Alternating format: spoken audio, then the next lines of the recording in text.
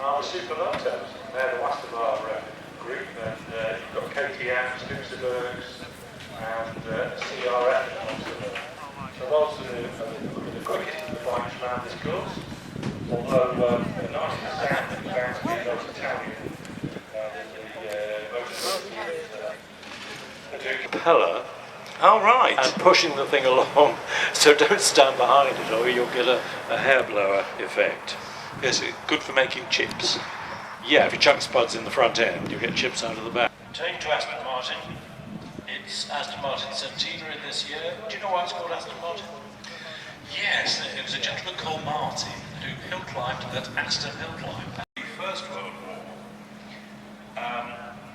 And then in 1947, well, in the 20s and 30s, they raised their cars a little more. We were looking for, let me get this right. Oh no, David Brown bought Aston Martin in 1947. And then at the time they had the Gonda company, which had the twin cam straight 6 engine designed by W.O. Bentley.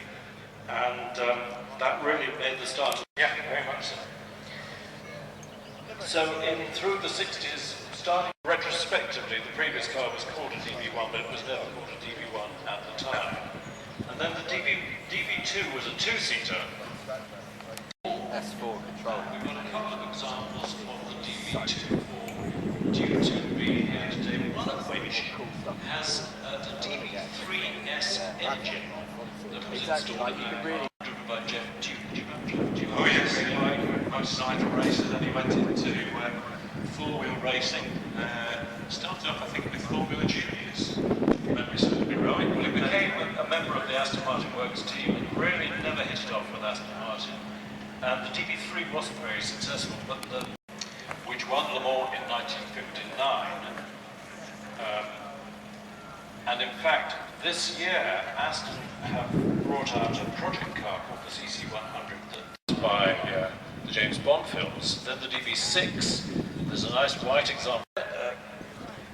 Under new ownership, out came the Warwickshire, Northamptonshire, which was the best-selling. See, you can have a Ford Fiesta ST in any colour you like, so long as it's red. You wait for a Ford Fiesta ST for hours, and then, like London buses, a dozen come along all at once. So this is the new Fiesta ST. Rave reviews in the motoring press. General agreement that it's the best hot hatch at the moment, although there's strong competition from, of course, the Mini Cooper S and the new Peugeot 208. But a very quick car. Hasty, there's a white one and a blue one. Ooh, variation. Red, white and blue. The circuit is not a complete circle, it's a sprint course. In other words, it goes around 2/3 of a circuit, and then after the finish, the other side of the castle, there's a continuation of the competing cars come very slowly down back to the... 40 grand for years of tires over 6,000 miles.